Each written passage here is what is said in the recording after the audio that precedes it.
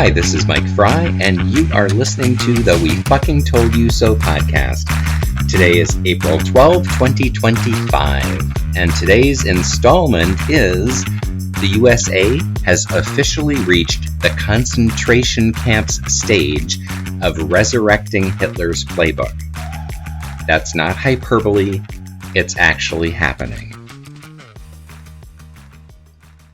As much as Republicans like to scream that people who compare them to Nazis are being overly dramatic, they sure don't mind following Hitler's playbook at every turn. And we've now officially reached the point in USA history where there are literally no historical references that apply other than actual Nazi Germany under Hitler.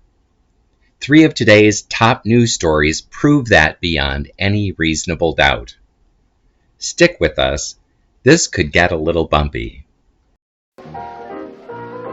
Fasten your seatbelts. It's going to be a bumpy night. Story number 1. The regime in the USA argues in court that they have the right to expel anyone that might at some point in the future say or believe something the regime doesn't like. Rachel Maddow covered it best. Take a listen. In the Mahmoud Khalil case, the Trump administration has now admitted they have put in writing that the U.S. government under Donald Trump believes it has the right to target individual people and expel them from this country, not just on the basis of their speech, of the things they say, but of things they might say someday, or even that they might just secretly believe, or that they might in the future believe. Trump's Secretary of State, Marco Rubio, now claims that he has the right to expel people living in the United States legally. He has the right to expel people who are legally here, to make it illegal for them to stay, based on, quote, past, current, or expected beliefs, statements, or associations that are otherwise lawful. Now consider this.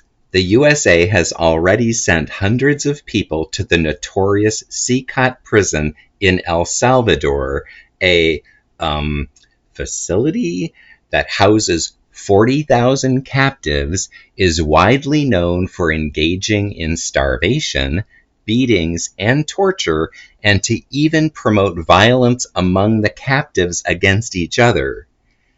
Yet according to Axios and other news organizations, between 75% and 80% of the abductees the U.S. has sent there have no trace of any criminal record anywhere. Let that sink in. Furthermore, the administration has also admitted, in at least one case, that of Kilmar Abrego Garcia, that the victim was sent there in error because a prior judge had ruled he could not be sent to El Salvador, where his life was in danger. Garcia was in the USA after being granted asylum because his life was being threatened by violent gangs in El Salvador.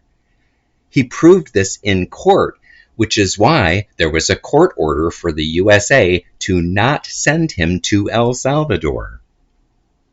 In case you're keeping count, we've officially moved on to story number 2, which grows more and more disturbing by the day. After being told by multiple courts that they need to bring Garcia back to the USA, the U.S. Gestapo say they can't because they can't find him, and other such nonsense. While at the same time, Homeland Security Secretary Kristi Noem posed in a photo op at that same infamous prison.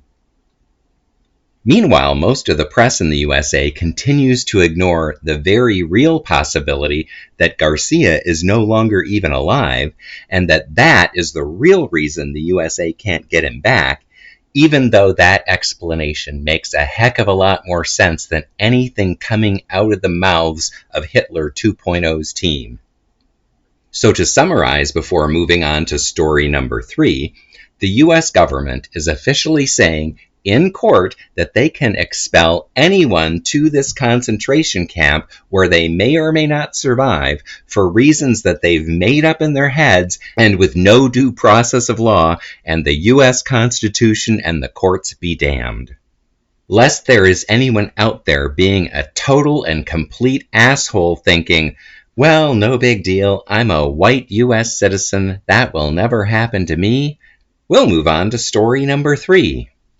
As reported in Rolling Stone, The Hill, USA Today, and many other sources, America's Hitler is gaming out ways to denaturalize U.S. citizens so that he can also ship them to the same El Salvadorian death camp.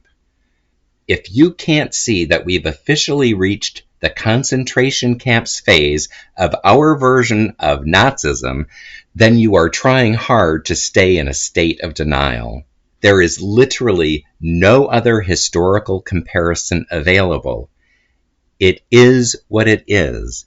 It's the same. There's no difference. To those of you willing to look the other way and think this is no big deal because they have yet to round up you or your family members, we say, fuck you.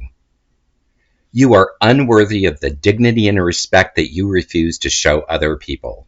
We also say that you are absolutely god-awful human beings, and again, we do not mean that rhetorically.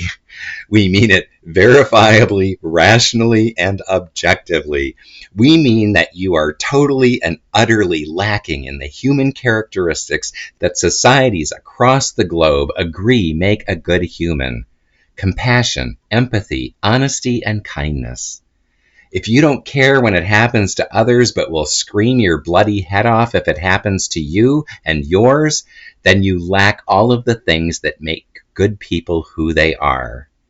And someday, if Homeland Security knocks on your door and we're still around and haven't been rounded up yet, we'll sit back and say, we fucking told you so.